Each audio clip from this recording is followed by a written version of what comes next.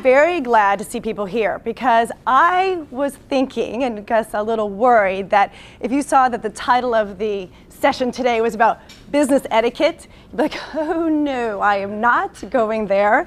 Manners are old-fashioned, business civility. Please, it's the digital age. I can do what I want to do and, forget everybody else.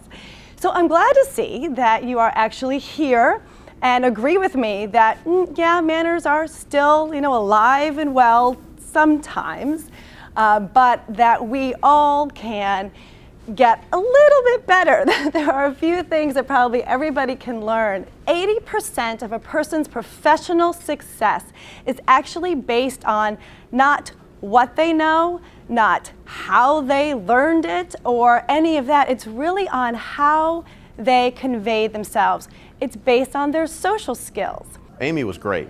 She had a lot of really insightful information about etiquette in various different atmospheres and situations, whether it be a luncheon like we're at today, or a dinner meeting, or even a phone call, different things of that nature that was very insightful, and some of the stuff that you maybe pick up and forget that you kind of come back to and say, okay, those are some things maybe I've done in the past that maybe I need to be more aware of in the future. Most people can either come up with a few tips that they need to learn to help them to present themselves better, to either to gain new customers, or to get a job, or to get promoted within their job. And you probably remember this from maybe your Communications 101 class at school, is that people make up their mind about you when they first see you within 5 to 7 seconds.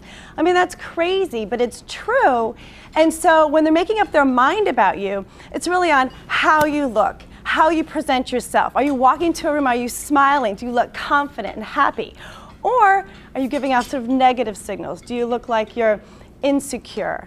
Do they want to do business with you? Are they going to trust you? One of the easiest things we can all do is smile. I mean, people are drawn towards people who look like they're happy. So if you walk into a room, a boardroom, a client, and you're smiling and you look confident, it's amazing. See, look at this guy. He looks good. How you doing? See how you do it. So the smile is a great thing. The handshake, that's really important. I don't know if you know this or not, but when you are giving a handshake, is if you're the first person to go up and say like, hi, how are you? I'm Aimee Symington. You don't have to say Amy, but hello. Then I'm in control of the situation. I have the power. I'm shaking your hand, and it seems like we've got I'm the one who's making that first effort. And you are in sort of control of that situation. It's a power thing.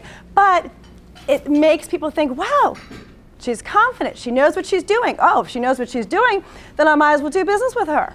I thought Aimee's presentation was fantastic. Aimee really touched on a lot of points that I think we take for granted as we look around in our day-to-day business activities, whether we're dining or whether we're simply exchanging business cards with someone of our clients or a person that we're just meeting. Knowing the correct way of doing some of those things, I think, is absolutely fantastic. Never put anything in a text or an email that you would not want everybody to see, that you would not want posted on Facebook or on the front page of USA Today. So I think what people tend to do is to send emails in anger or texts in anger, or they're rushed or they're frustrated. And I have seen people really, because of one email, get fired because they did it the wrong way, or by just setting off the wrong impression.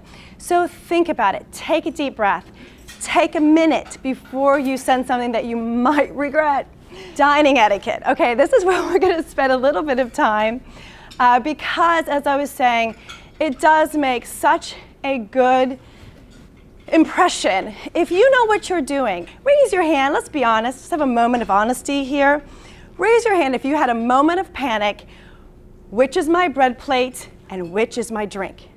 Thank you for being honest. All right, 2 honest people.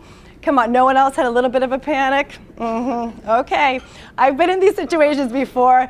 It's like, oh my gosh, and I've had people take my bread plate. It's like, really? I was hungry. I really wanted that bread. So here's a little tip. I teach kids and adults, so don't think I'm treating it differently. You make B's and D's with your fingers. Then under the table is the key. When you sit down, don't be like, oh, look at that. C is you look, okay. B is for bread, that's my bread plate. D is for drink. There we go, B and D. You'll remember this someday, you really will. She moved around the room, she had good eye contact, a lot of the things she said made perfect sense. The Q&A after was really good. We had a lot of questions that she answered, right on the spot. Because she's been in a lot of situations herself from corporate America and doing this type of thing apparently all over the globe. So it was good to have somebody's insightfulness like her on various topics and different situations.